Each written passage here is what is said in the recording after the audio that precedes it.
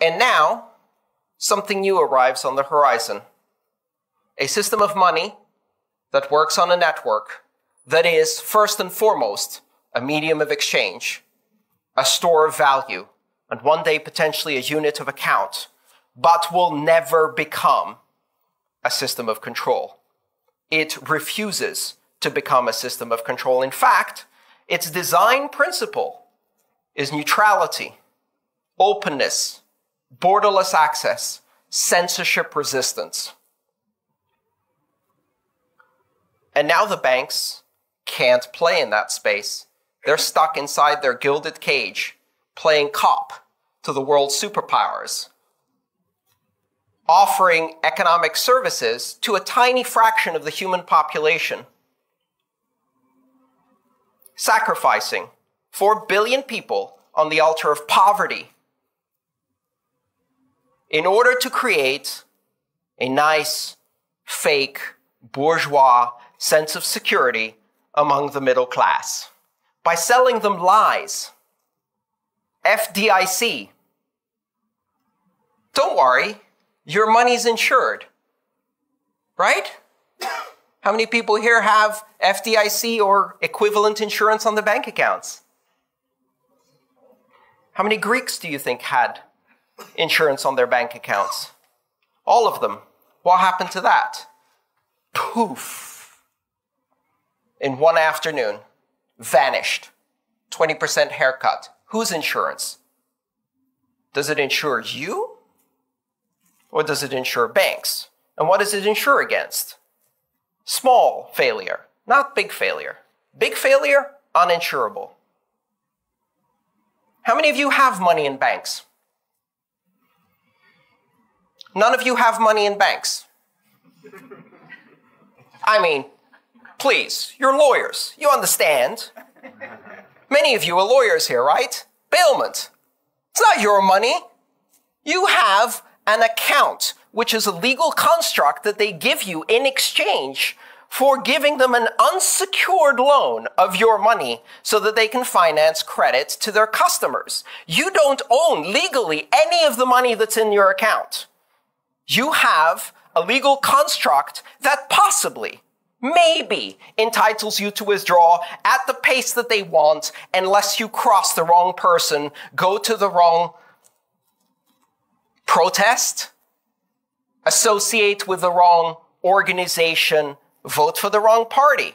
Sure, maybe that's not happening in Canada, but out of 194 countries, this model of turning money into a system of control has taken off like wildfire because it's every dictator's wet dream, because it ensures that political dissent can be snuffed at the bank very effectively.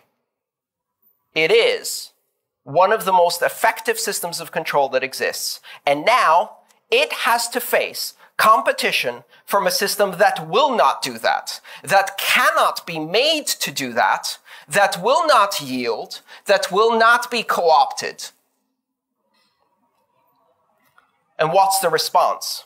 Ha! Bitcoin's a joke. Cryptocurrencies, they're outside the system.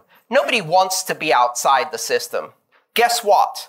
There's 6 billion people out there. They don't want to be outside the system. They'd much rather be inside, but they haven't been invited, and they probably won't. And many of them can't do the things that are necessary to be invited into the system. And guess what? There's an entire generation that has now discovered the 2 forms of power that come to people. First form is voice, and the second form is exit. You either speak up with your voice, express your political will, and force change, and when that doesn't work, you get to the second most important power that all humans have, and that's exit. Now, borders have been erected for millennia to prevent exit, to slow down exit. You can't easily emigrate, opt out, colonize, depart, exit.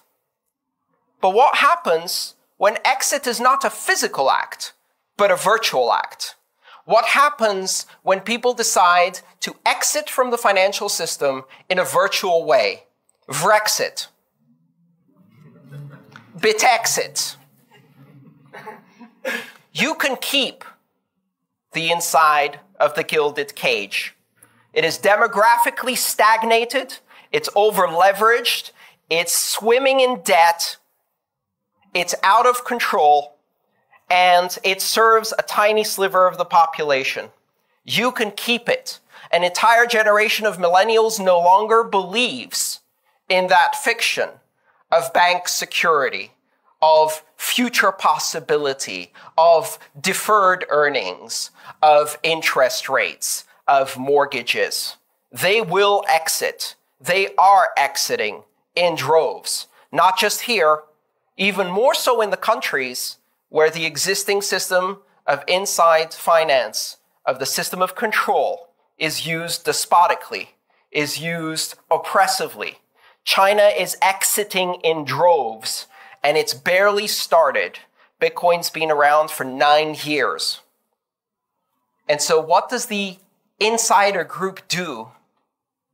What do the regulators do in response to a system that cannot be regulated? They regulate the bits they can. They regulate the exchanges. They regulate the bank accounts. They regulate the national currency side of things. They shut down the on-ramps and off-ramps. They say, we will not let you take your money with you. And what do millennials say to that? Dude, I don't have any fucking money.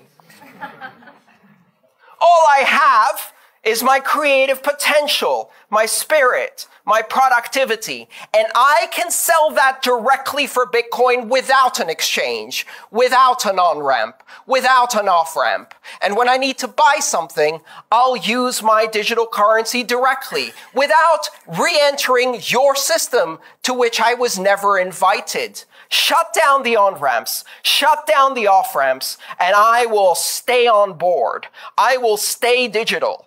I won't touch your gilded cage anymore because I don't need you. I exit. Thank you.